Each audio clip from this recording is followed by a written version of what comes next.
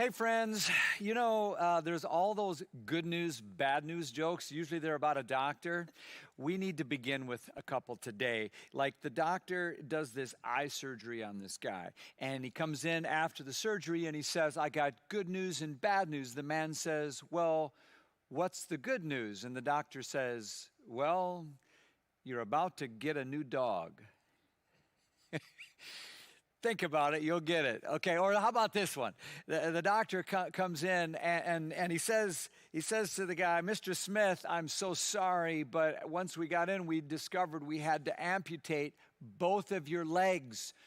Both of your legs had to come off. And he says, oh, that's horrible, bad news. What's the good news? And the doctor says, well, the guy next door wants to buy your shoes.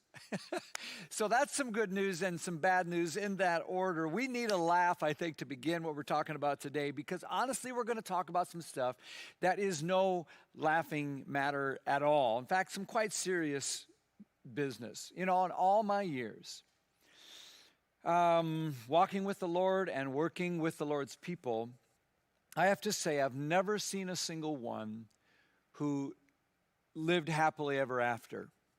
I just never have. Whose life had all ups and no downs. We had a bunch of baptisms a couple weeks ago here at Mountain, and I've never seen a single person who came up out of the baptistry waters smiling, who never took that smile off their face.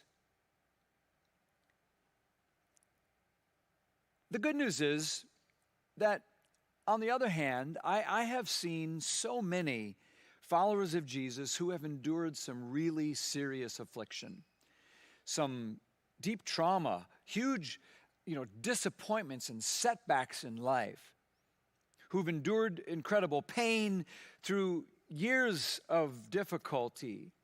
Some godly people who find themselves in what could only be described as a dry desert wilderness place of excruciating experience, who at the same time have learned something there that enabled them to cling to joy and radiate hope and faith-based optimism, to sustain a winsome spirit, even through heartache, even through tears, even at death's door. I've seen all that. So here's the bad news. We all have stuff that happens. You can't take the Christian life and buy it in the frozen food aisle, and just grab it, take the wrapper off, and pop it in the microwave for a few minutes, and you're good to go. We all want that. We all want the rich, good, beautiful life of depth and maturity and strength and wisdom and joy and all the stuff I described about radiating hope and all that. We want to arrive at the promised land of success and strength. And the good news is you can. But it might sound like bad news when I tell you that the only way you get there is through the gift of going through the wilderness of failure and hardship and struggle. The bad news is you got to go through the desert. It's a process that is just baked into the way God does things. It's ordained for all of us. There's no shortcut. Everyone has to go through wilderness times of defeat and failure and discouragement and tears. And I know that sounds like really bad news, but in a way, while you're saying, oh, great, thanks, Ben, this is a real pick-me-up, you got any other cheery news for us today? The fact is that when you think about it, it really is good news, because it reminds us what we already know, and that is that we have all that stuff in our life anyway, even if we stuff it down and hide it. We've got mistakes we've made, and you don't have to go back in my calendar very far to find some. We've got stuff that's happened to us that's just bad news. We all mess up and find ourselves where we don't want to be, in a wilderness place. But the good news is it's true for everyone, and you're never alone. And the other news is that it's in those places that we learn some of life's most important lessons, and that's what we want to talk about today.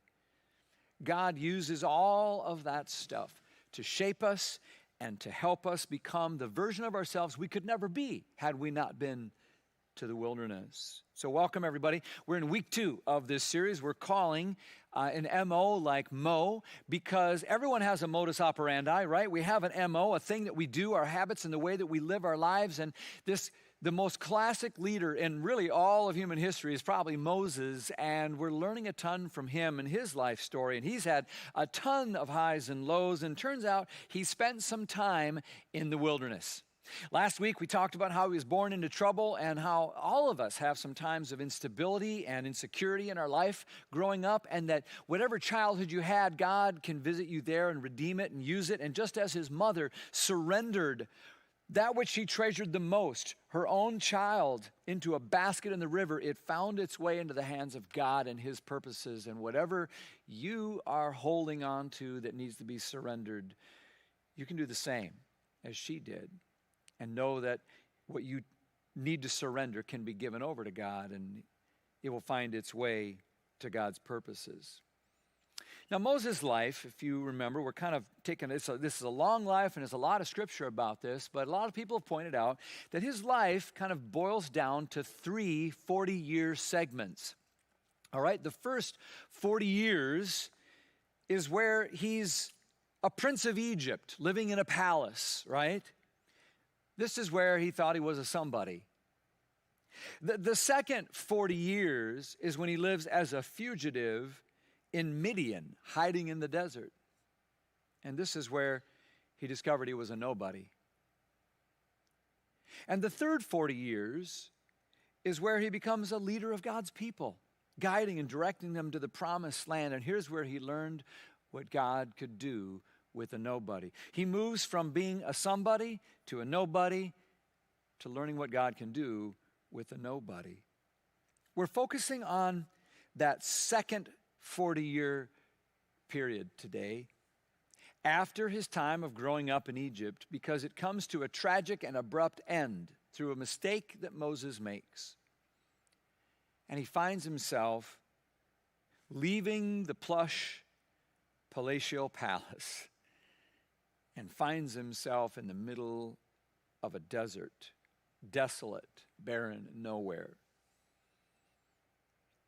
Let's go to the text. It's Exodus chapter 2. Exodus is the second book of the Bible. We're in the second chapter of the second book, starting at verse 11. One day after Moses had grown up, so he's an adult now, and remember, he's one of God's chosen people. He has God's people on his heart, and so does God. God is hearing the horrible oppression of what's happening with the Hebrew people. They're being just horribly abused by the tyrannical taskmasters of the Egyptians, and he sees all this. He lives with that. He's in the Egyptian temple, but a part of him is always connected to God and God's people. And so when he's an adult, he grows up and he says, I got to just get out there and see it. And so it says he went out to where his own people, the Jewish people, were, and he watched them at their hard labor, and it just works all over him. He saw with his own eyes an Egyptian beating a Hebrew, one of his own people. And so here we begin to see the rescuing, redeeming, saving God, hearing the complaints of the people start to reflect itself in Moses' own heart. That's a good thing. Unfortunately, Moses tries to take matters into his own hands, and he doesn't listen to God's timing, and he doesn't do things in God's way. Verse 12 says that Moses just erupts. He looks this way and that, and you know what that looks like, right? Like, is anybody watching what I'm about to do? This is premeditated, and the next word is he killed that Egyptian, and then he covered it up. He hid him in the sand. He looked left and right to make sure nobody would see him. He just forgot to look up. You ever do that? Think you're covering all your bases, but you really forgot to even ask the Lord what he thought about his timing and his way? Because we think it's God's purpose and God's agenda, and we want to do something for him. So we look left and right. We forget to look up. That's what Moses did.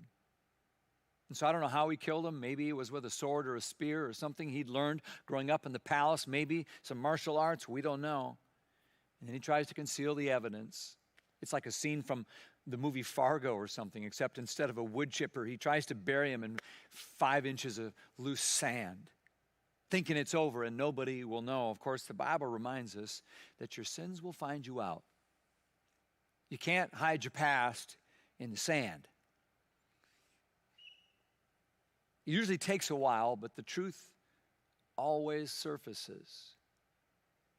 And then we're looking up because God is looking down. Now, in Moses' case, it happens fast. Verse 13, the very next day, he went out and he saw two Hebrews fighting. And he asked the one in the wrong, why are you hitting your fellow Hebrew? Here comes Moses. He wants to be the deliverer of God's people, but they don't understand that. They don't accept that. All they see is the prince of Egypt. And so he wants to put the plan into action and rally the troops, and he sees two Hebrews fight against each other. He's frustrated, tries to separate them, and they say, who are you, prince? Knock it, and they just tell him, get away. And that's when his actions change his life forever, and their response is what tells him what he needs to do next. Verse 14, the man said, wait, who made you ruler and judge over us? Are you thinking of killing me as you killed that Egyptian? Yeah, we saw you. And then Moses was afraid, and he thought, what I did must have become known. Those are powerful words. What I did must have become known. Maybe you've had a moment like that. The game was up, the secret was out, the ruse was over, the lies had stopped.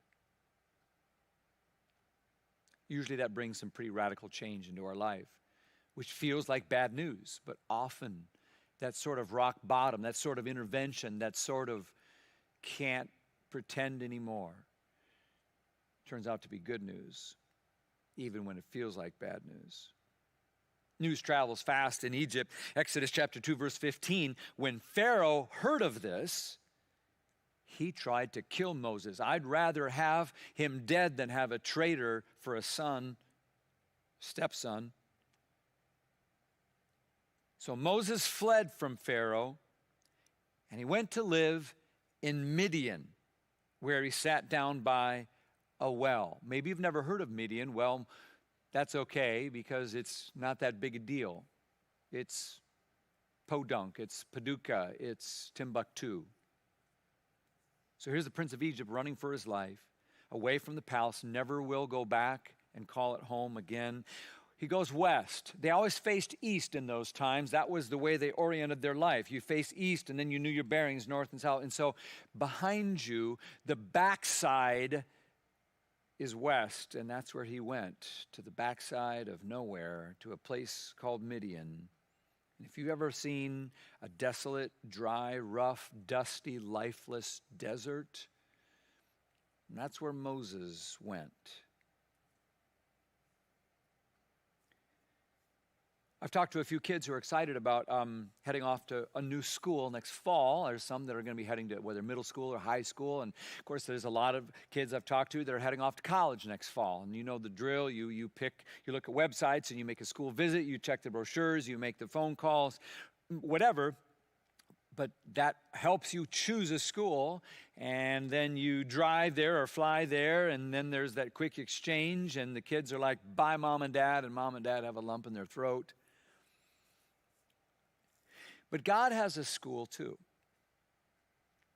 And sometimes he chooses it for us.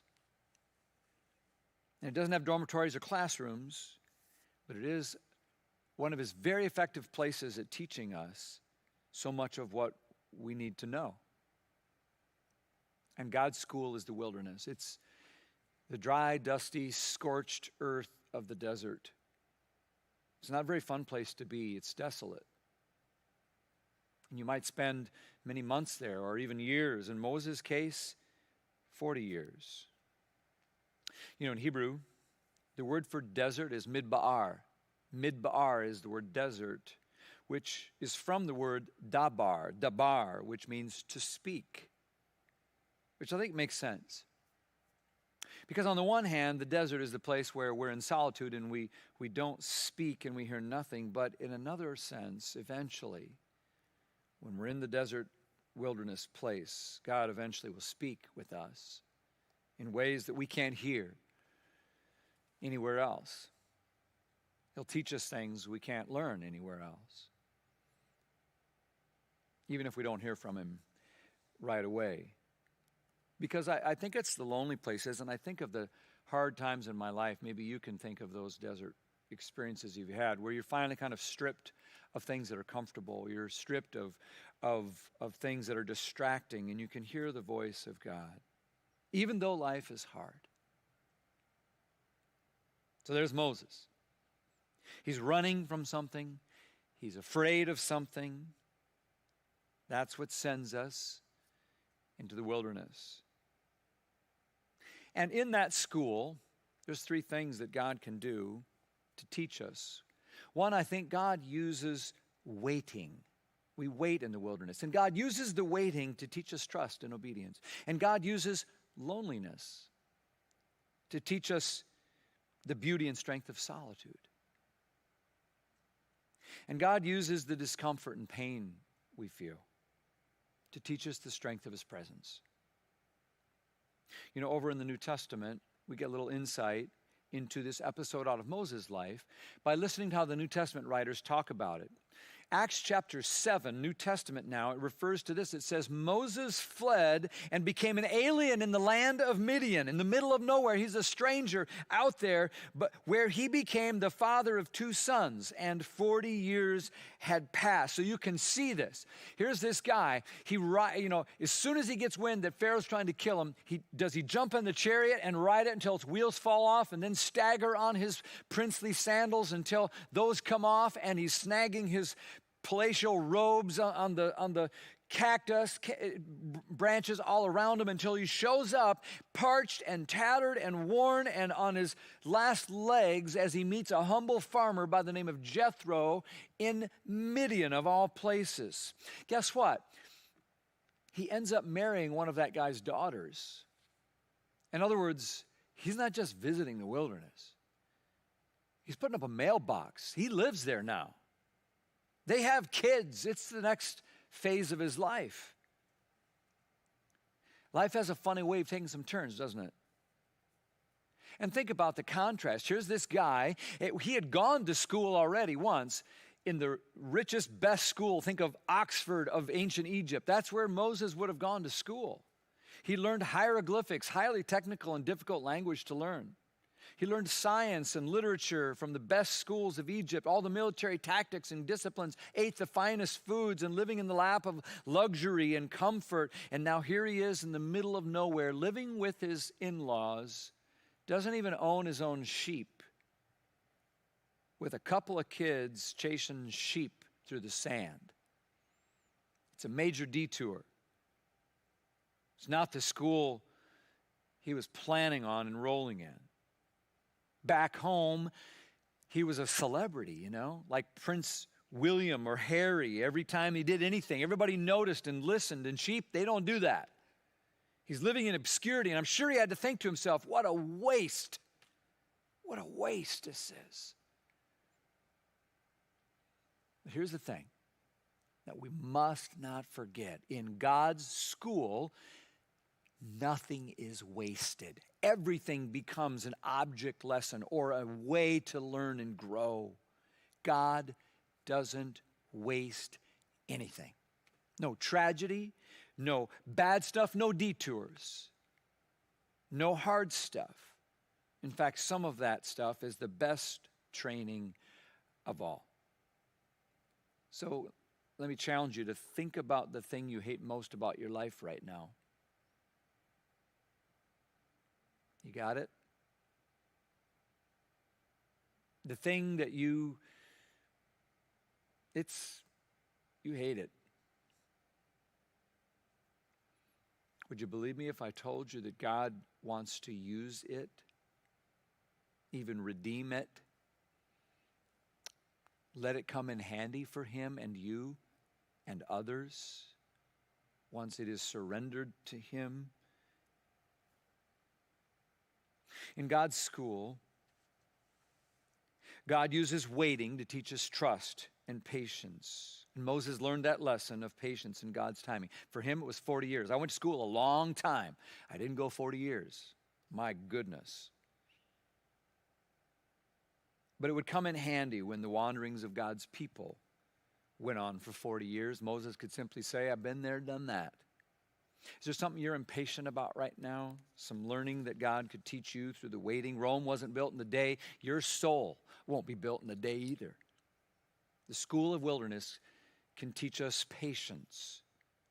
God uses our waiting, whatever you're waiting for, to teach us trust in him and patience. And God uses loneliness to teach us the beauty of solitude and its strength. That's what Moses learned, to find strength in solitude. We're just terrified of being alone today, aren't we? I mean, it's like I just see everywhere we go, people are like, put their earbuds in, get in the car, turn on the radio, come home, turn on the TV. We don't want to be alone. We don't want to ever have something where we just have to sort of be still and know that God is God. But some lessons can only be learned when the jar of river water that's always shaken up and cloudy just sits and is still in solitude for a while, so it can settle and we can think clearly with clarity again. And Moses was in a quiet place like that for a long time, and God used that. It helped him later when the people were grumbling, when they were questioning and attacking him, accusing him, when they hated him, when they betrayed him. All that came at him, and through it all, he stood alone. How could he do that? How could he endure? I'll tell you how. He had been to school in the desert, and he learned how to handle by standing alone in the school of solitude and silence for so long. He didn't need someone to pat him on the back. He could go right on doing what God had called him to do, even in the face of bitter opposition. Not a fun lesson, but an important one. Have you learned that? Have you learned something in the school of loneliness and quiet and solitude? God uses it to teach us the strength that we need. And God uses our pain and the discomfort that you're experiencing in any season of your life, whatever wilderness pain you're having, God uses it to teach us something greater about his presence, which gives us a strength. Moses learned that lesson from pain. There was nothing comfortable about Midian. What kind of pain are you experiencing now? And have you surrendered it to the Lord to say, God, show me, teach me? Let me read for you a poem I've always really appreciated. It goes like this. Pain knocked upon my door and said she had come to stay. And though I would not welcome her, but bade her go away, she entered in. And like my own shade, she followed after me. From her stabbing, stinging sword, no moment was I free. And then one day another knocked, most gently at my door. I said, no, pain is here. There's not room for more. But then I heard his tender voice say, it is I. Don't be afraid. And from the day Jesus entered in, oh, the difference he has made. Friend, I don't know what kind of pain you're dealing with right now, but I'm sure you've got some. And the encouragement from the school of the desert is to invite him in. And he may not take that pain away, but he will come alongside and use it to grow and strengthen you in your desert. I want you to meet a friend who grew up here at Mountain. Her name is Juliana Zock.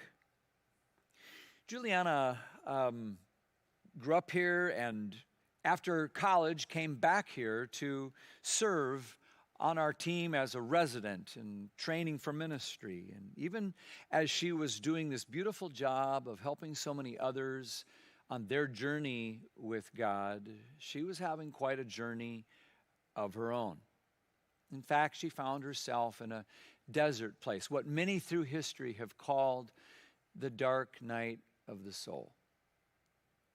A crisis of faith, if you will. And hers is a story that's not unlike a lot of others. And I'd like you to hear her story now.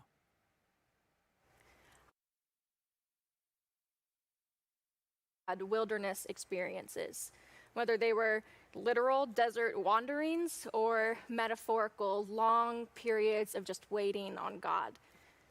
And we also see wilderness stories in our own lives now. We have stories of wandering and wondering, stories of trying to figure out how to hold on to hope as we move forward, stories of wanting to find God and not knowing how. I want to tell you a bit about my own wilderness story today. In May, I graduated from a Master of Divinity program, which I often tell people is simply graduate work in church work. And as I am in this transition period of my life, this period where one big chapter is ending and I'm figuring out what's next, I've had a lot of opportunity to reflect on what that 2-year program represents for me. In some ways, it's easy. It's okay. This program represents 2 years of really hard work. It represents 2 years of getting to know my professors and my peers. It represents 2 years of my husband supporting me and making sacrifices to me in ways that I often didn't realize at the time. But I also know that it's about so much more than the past 2 years, this point in my life, that this point marks a transition between a really long period of 7 years of just trying to hold on to any ounce of my faith, and the what's next of now that I feel like I'm coming out of that, where do I go from here? There's a book I read this past semester for school that talks about the dark night of the soul, which is basically just a prolonged period of struggling spiritually. And that's what I've come to use as the term for these past 7 years in my own life. And at one point, the author describes how various people might react to just the weariness of enduring such a season. She says that, when you feel like you've lost everything you thought you knew and the old ways of going through life don't work for you anymore, that some people just give up entirely, which I really understand. She says some people try to cover up their deeper concerns with surface level fixes, so going to a church that's a different size or style or denomination, which I really understand. And she says that some people double down on resisting what they feel internally, that even though the old ways don't work anymore, at least they're familiar, and so they refuse to give those things up, which I also really understand. And then she says this. She says that the fourth type of person is known as a weary pilgrim. And she says, for some weary pilgrims, hope still flickers, however dimly, calling forth yearning for love and community, for spiritual life. The way to get there is a mystery, hidden in the obscurity of loss. When I started my program in ministry, I was really just about as weary as you could get. I already had about 5 years under my belt of just barely hanging on, and I'd started to wonder, how long do you wait until you just call it?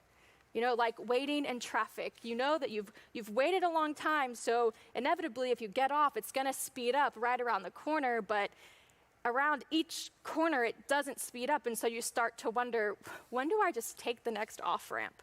When do I just call it and take 40 instead of 95? But still, that flicker of hope, that little voice that was telling me just hold on a little longer, remained. And so that little voice is the only reason that I started my program. And the weight of everything else is why I thought that I wouldn't finish. I was surprised recently when I realized that a lot of my experience in my own perspective could be summed up by a story that's in John's Gospel. And the Gospel of John is just one of the 4 books in the New Testament that tells us about Jesus' life and ministry. And there's this part in chapter 20 where a woman named Mary Magdalene goes to Jesus' tomb. This is after he's been crucified, and she's going to anoint his body just with the traditional spices. And when she gets there, she finds that not only is the tomb surprisingly open, but it's shockingly empty.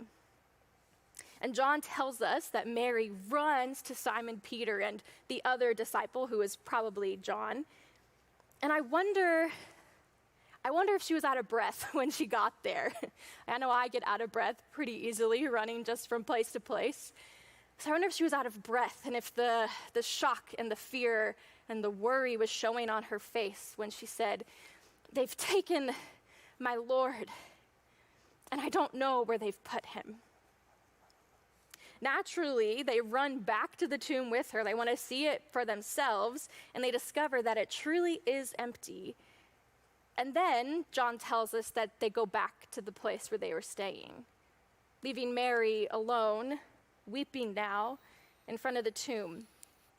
And she peeks in again, and she sees that there are two angels there this time. And they ask her, "Why are you crying?" And she says that same phrase again. "They've taken my Lord, and I don't know where they've put him." I think the first time I could have said that, "They've taken my Lord, and I don't know where they've put him," and really understood the depth of what that meant, would have been around 2014 when I was a sophomore in college. And I was standing in my dorm room, kind of feeling the weight of just feeling like everything I thought I knew was wrong. And I was asking myself, what happens to my life, my thoroughly Christian life, if I walk away? If I decide that the church is too broken? If I decide my belief is too broken for me to stay? I think from that point until halfway through my graduate program, I wondered almost every day if that would be the day that flickering hope finally faded, the day that I took the next off-ramp, if you will. After Mary sees the angels in the tomb, a man walks up to her, and she thinks that he's the gardener, and he also asks her, "Why are you crying, and who are you looking for?" And she turns to him and she says, "If you have taken him, tell me where you've put him, and I will go get him. Just tell me where he is. You don't even have to go get him. I and the strength of my desperation can carry him as far as it takes. Just tell me where he is." I think that was the other half of my daily liturgy, of my daily ritual of faith, Is today the day? And if not, just tell me where he is, and I'll go get him myself. After Mary responds to the gardener, asking him to tell her where Jesus is, he simply says, "Mary." And she realizes he is not the gardener. He is Jesus. And I would bet pretty good money that nothing you could do would get Mary to put Jesus back where she thought he was supposed to be at that moment. Because he might have been somewhere unexpected, but alive next to her is so much better than dead in front of her. And that's been my experience of the wilderness too. That when I was alone in front of Jesus' tomb, when I was in the desert alone looking for any signs of life, in front of the places where I thought my faith was supposed to be, wondering if anyone could tell me where to find my faith again, desperate for things to go back to how they were supposed to be, it turns out that Jesus walked up beside me, and after I begged him to tell me where he was, he simply said, "Juliana, I see you, and I'm right here." It was in facing the empty tomb of my expectations. It was in walking and wandering in the wilderness that I discovered God could meet me there too. Always somewhere unexpected, and always somewhere better than where I thought God was supposed to be. If that seems like a bit of a stretch to you, if that seems like the naive story of a stranger, if it seems too vague to offer you comfort, I hope you believe me when I tell you that I understand, that I know what it's like to sit in a church seat and feel like a fraud, to feel like an outsider in a place where you used to fit in so well and so easily. I know what it's like to wonder if you should just take the off-ramp already. And I also know that in the moments when I have not known where to begin and how to take a step forward in hope, when I didn't know how to keep believing, when it felt like it was impossible or like I should just take the off-ramp, I have found comfort in the prayers that have been written by believers years and years and years before me. like this one by Thomas Merton. He says this: "My Lord God, I have no idea where I am going. I do not see the road ahead of me. I cannot know for certain where it will end. Nor do I really know myself, and the fact that I think I am following your will does not mean that I am actually doing so. But I believe that the desire to please you does in fact please you. And I hope I have that desire in all that I am doing. I hope that I will never do anything apart from that desire. And I know that if I do this, you will lead me by the right road, though I may know nothing about it. Therefore, I will trust you always, though I may seem to be lost in the shadow of death. I will not fear, for you are ever with me, and you will never leave me to face my perils alone." I don't know a whole lot. I don't claim to know a whole lot these days. But what I think I can say for certain is that even in the desert, we are finding God again, often in the most unexpected places. May we discover that the wilderness is not a death sentence, but an invitation to new life. May it be so. So I love Juliana's story. It's painful, but it's also beautiful, isn't it? It demonstrates the truth of how sorrow lasts for a night, but there is joy in the morning, because it is often in the darkness of the desert that new life and light is born, and where we find the light and life of the living Jesus himself.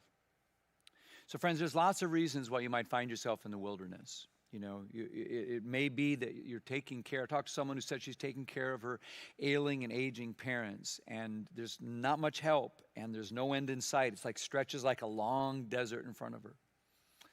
Or it could be that your sojourn into the dry lands is because of a stubborn physical condition that just really confines you. Or it's the deep soul ache, maybe, from a detached spouse, or a lifeless relationship, or a teenager in rebellion, or a family member who's self-destructing.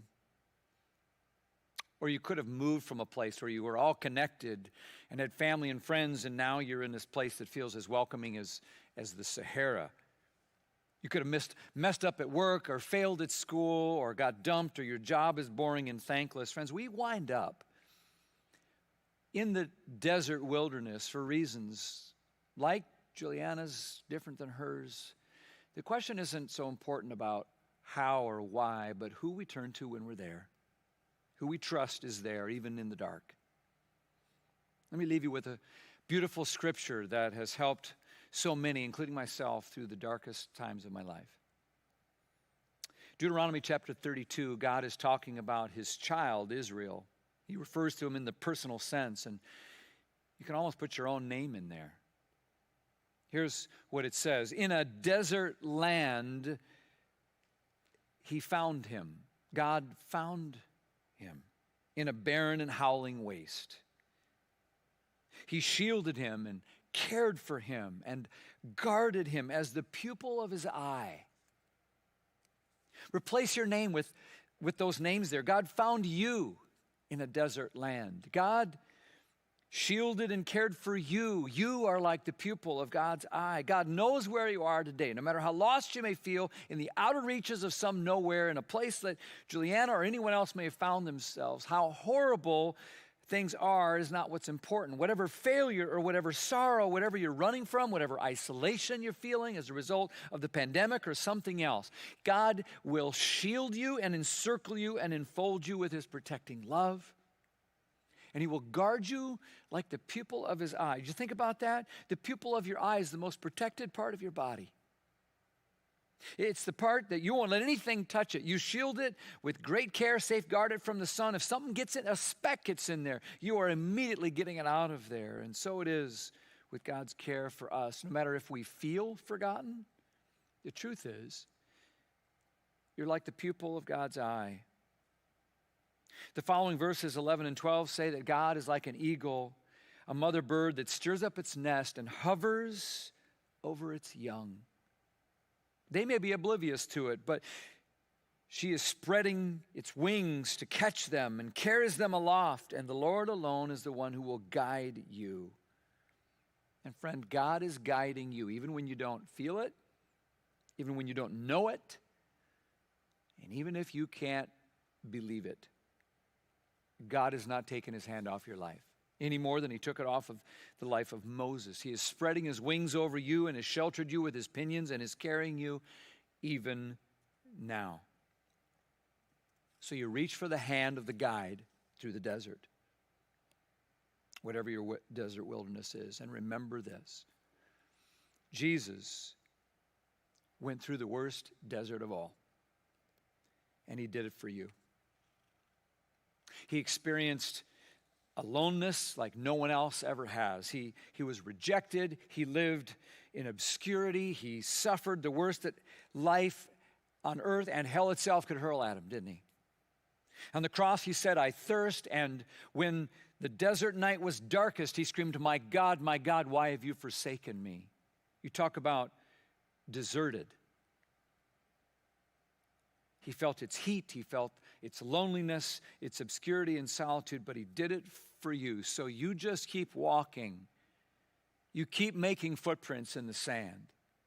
You keep following his guide and his lead, even if you can't see him or hear him. You stagger forward in the way of Jesus, who has promised he will never leave you, forget you, or forsake you.